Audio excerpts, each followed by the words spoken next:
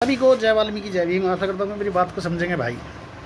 तो बात इस बात पे है कि अभी मेरा 8-9 तारीख में 9-10 तारीख में एक्सीडेंट हो गया था भाई, बाइक से। ड्यूटी से आ रहा था जब, तो पैर में लगी ज़्यादा, यहाँ भी लगी थी, ये तो ठीक होगी खैर। ये होठ में लगी थी, फट गया था, और पैर की एक छोटी सी उंगली कट गई थी। तो उससे मैं इतना परेशान हुआ बहुत ज़्यादा भाई। गाड़ी चला नहीं सकता था, पैदल जा नहीं सकता था, सवारी में बैठ के भी नहीं जा सकता था, क्योंकि उंगली से खून आ रहा था थोड़े से दबाव पड़ने से। तो इसलिए मैं घर में रहा 20-22 दिन।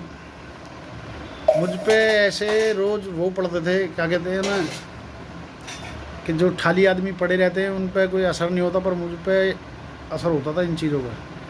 कि यार मैं ड्यूटी जाता था, ये करता था, वो करता था, यहाँ घूमना वहाँ घूमना, और अब मैं घर में पड़ा हूँ तो बड़ा बुरा सा महसूस होता था। पड़े पड़े खाना खाना, कहीं जाना नहीं, फिर चाय पानी ये वो, तो बड़ा अटपटा लगता था। क्योंकि मैंने जब से होश संभाला जब से मैं काम ही कर रहा हूँ। क्योंकि मैं पढ़ा तो ज़्यादा नहीं भैया, सच झूठ कह लूँ कि मैं पढ़ा लिखा हूँ नहीं, पढ़ा मैं बहुत कम। पर हाँ, नौकरी चाकरी शुरू से की है, तो इसलिए घर में जी नहीं लगता था। तो भाई इस टाइम पे मैंने अपने परिवार को देखा, मेरे परिवार ने मेरा फुल साथ दिया, बीवी ने भी, बच्चों ने भी, भतीजों ने भी, और भाई ने भी, भाभी ने भी, और माँ ने भी, सब ने बहुत अच्छा साथ दिया। पर जिनको मैं अपना यारा प्यारा यार दोस्त मानता था, जिनके चक्कर में पैसे को पैसा नहीं समझता था, वह उन्होंने पलट के भी नहीं देखा। तो इसलिए भाई दोस्ती करो उससे करो जो कि तुम्हारे अच्छे बुरे वक्त में काम आ सके। ये नहीं कि तुम्हारे पास पैसा है तो भाई तू कैसा है, ऐसे लोगों से बच के रहो। चाहे वो अपने स्टाफ का हो, चाहे पड़ोस का हो, चाहे अदरवाइज कोई भी हो। मैं ड्यूटी जाता रहूँ पर उनसे मेरी बात करने को जी नहीं कर रहा। क्यों कि मैं हर किसी के फटे में टांग देने को तैयार रहता था, अब नहीं। तो अब तो उस चीज़ को भूलना पड़ेगा। तो भाई मैं 20-22 दिन रहा, मैं रोज़ ये रहती थी कि स्टाफ का कोई आएगा। एक दिन एक भाई आया था, वो मेरे पास ही रहता सेक्टर 5 में। तो वो आया, मुझे बड़ी खुशी हुई कि मेरे स्टाफ का बंदा आया भाई।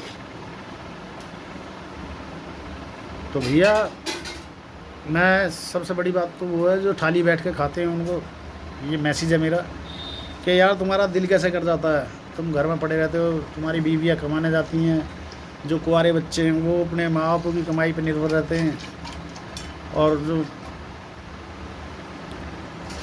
शादीशुदा हैं वो अपनी बीवियों से काम करवा रहे हैं, और ख़ुद घर में बैठे हैं दारू शराब जुआ खेल रहे हैं। उनका टाइम पता नहीं कैसे कट जाता है। वो बच्चे उनके साथ में क्या कहते हैं क्या नहीं कहते, और उनके अलग में रोटी कैसे चल जाती है। मेरे पूरे परिवार ने मेरा साथ दिया, फिर भी मेरा दिल नहीं करता था कभी कभी रोटी खाने को भी। क्यों कि भाई घर में पड़े पड़े एकदम आलस सा आ रहा था, दिमाग आउट ऑफ कंट्रोल है, कुछ भी किसी से कह देगा। क्योंकि ड्यूटी तो जा नहीं रहा था जो संतुलन में रहता।